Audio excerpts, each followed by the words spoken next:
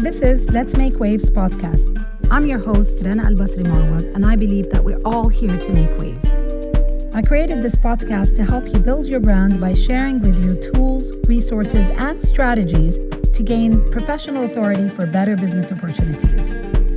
If you want to get unstuck, you've come to the right place. Let's get started. Hello, everyone, and happy 2022. I hope you've had a relaxing holiday season and you spent it with the people that you love. I know that the past couple of years have been exceptionally challenging. Unfortunately, the world is continuing to experience those challenges, but I also know that this podcast community, we are resilient people who will continue to make waves in our own way and continue to create magic in our lives and businesses. I hope that this year you are going to intentionally work on getting closer to your goals. I'm sure that this community that we are building on this podcast is a community of go-getters. So from my end, I will continue to create material and episodes that will help you on that journey. I want to start by saying thank you to everyone who have been listening to Let's Make Waves podcast since its inception. And to the new listeners who are joining us this year, welcome. If you've been getting value from my podcast, I do hope that you spare the time to subscribe to it or connect with me by leaving a review. It is through your feedback that I am able to create the material that I share with you on a weekly basis. Okay, it is a new year and I wanted to come here to you today to talk about some elements that I hope will help you kickstart the year on the right note, especially when it comes to building your personal brand and strategizing your plans to reach your goals during the course of this new year. Now, let's be real. Not everything we learn is brand new. So many lessons are learned based on past experiences, mistakes, and sometimes failures from others who have shared the lessons with us. Building something on our own is not an easy feat. There is no fixed formula that can clarify the right amount of balance when it comes to sharing values, staying on the path of authenticity, and sharing the voice, the professional voice to communicate and connect, while building a very strong personal brand and a solid, actionable strategy for the benefit of the business. Truth is, the foundations are similar, but the intensity is very much dependent on execution. The more you execute, the more you share and connect, the more it becomes clear to you what market and what customers that you're attracting are all about. What are the best ways you've tried in the past that worked and that should go on repeat? Today, let's have this brand resolution for this new year.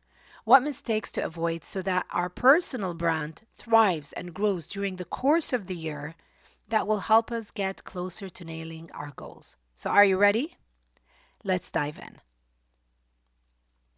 As an entrepreneur, there are certain elements that you need to keep in balance so that they work together in synergy to best represent you.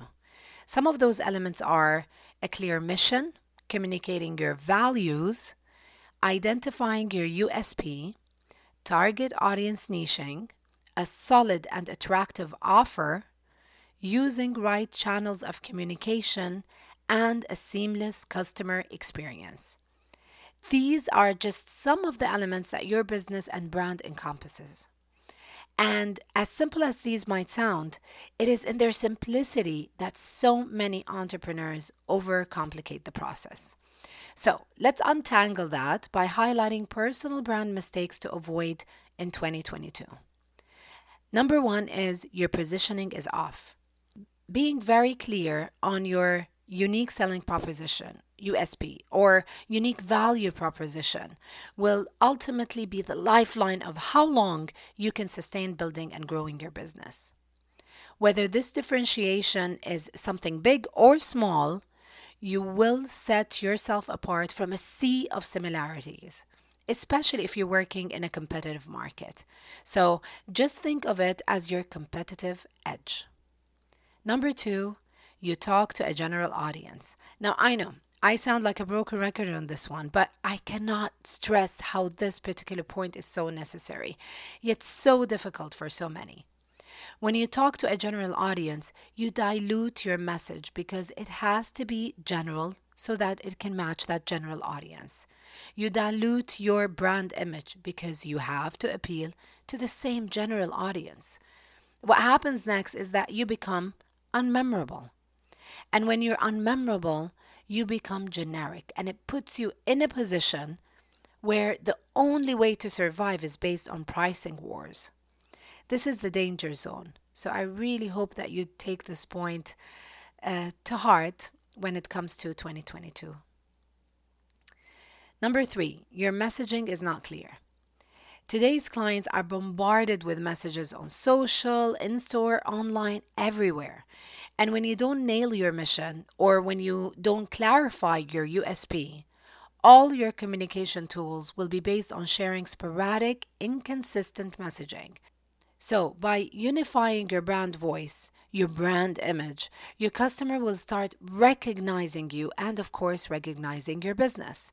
This also gains you authority in the space where you're working. Plus, let's not forget credibility. Number 4, you don't focus on solutions. Instead, you're selling a product or a service. And here's the thing. Everyone can sell a product or a service. Customers are attracted to the products that clearly gives them a solution. By putting yourself in your customer's shoes, you start communicating to them in that language that they understand and that they can relate to. And this is where they start to see that paying for your product is an investment in themselves. The concerns that they had will be reframed, and they will see how you and your product fixes their challenge, how your product is easy to adapt, and how it is beneficial to them. Number 5, you don't build on your authentic voice. So this point is a step deeper into your brand. The importance of brand image is balanced by the importance of the brand voice.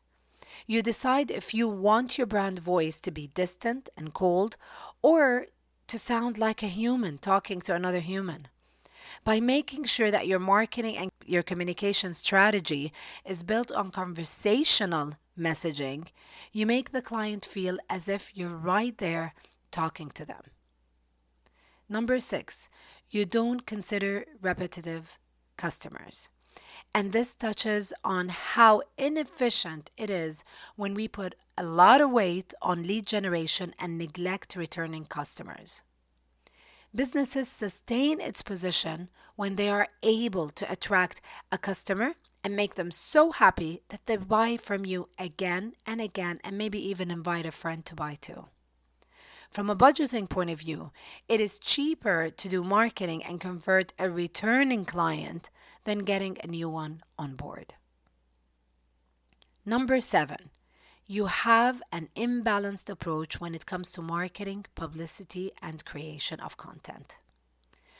Each of those tools, marketing, publicity, and content creation, each of them help you build and connect in a different way, in a certain way.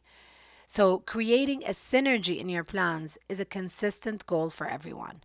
There must be a balance in the plans where you push out creative original content to build brand, educate, entertain.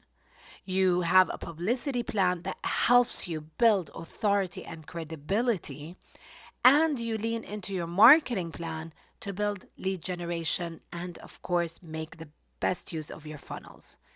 So those 3 tools are very powerful in brand building, sales, and sustainability for a business.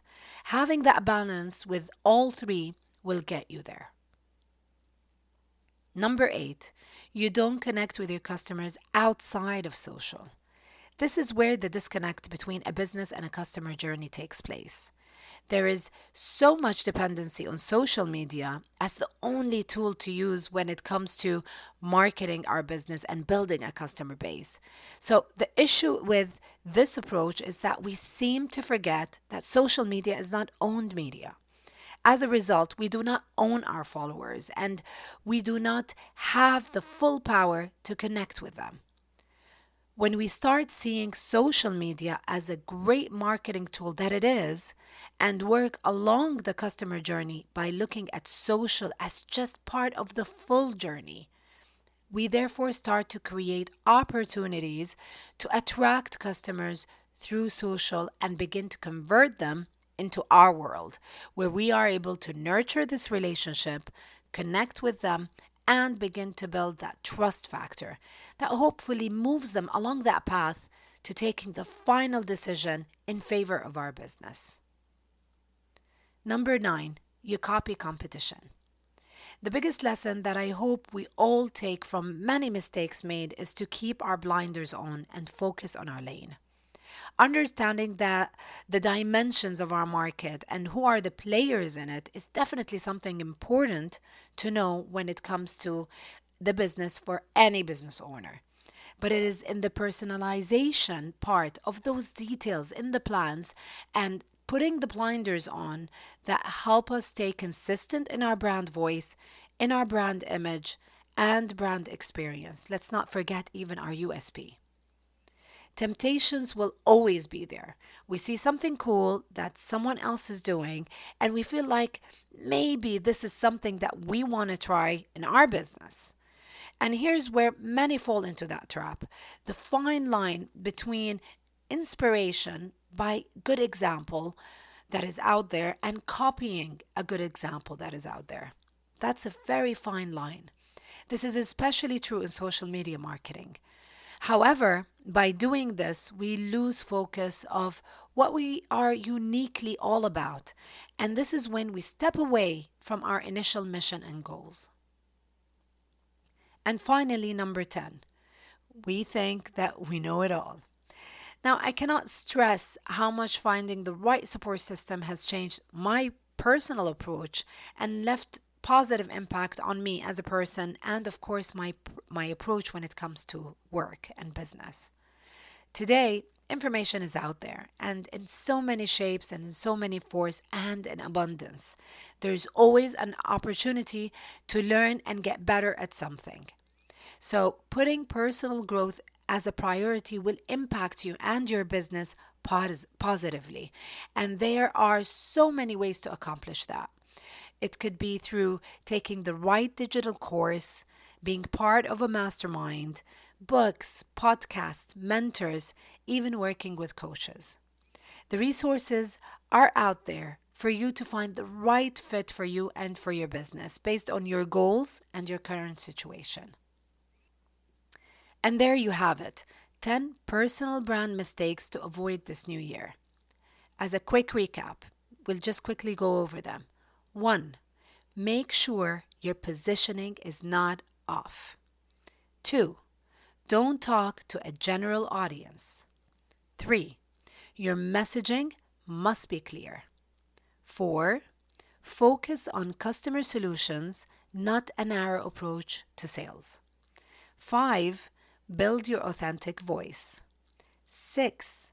Remember your repetitive customers. 7. Balance your approach in your strategic planning. 8. Remember your customer journey and connect with them at different touch points. 9. Keep your blinders on and don't be tempted to copy anyone. And finally, 10. Put personal growth as a priority. I know there are many elements that can give you the mileage and impact that you're looking for in your business and on the path of brand building and personal brand positioning. Here today are the most common pitfalls and the easiest to tackle, which will then give you quick results if you work on them on the right track. As always, I try to share with you actionable quick tips that can give you immediate turnaround and hopefully start getting you closer and closer to your goals. So happy 2022 once again and wish you a wonderful year ahead. And with this, we've come to the end of today's episode. Thank you so much for listening. Please feel free to connect with me if you have any topic or idea to suggest. The links to my social accounts are in the show notes. As always, I hope you didn't forget to subscribe to the podcast. I would be honored if you can give me a review. If you think that my podcast could be interesting and helpful to someone you know, please share it. Can't wait to touch base with you this time next week. So till then, have a great week and take care.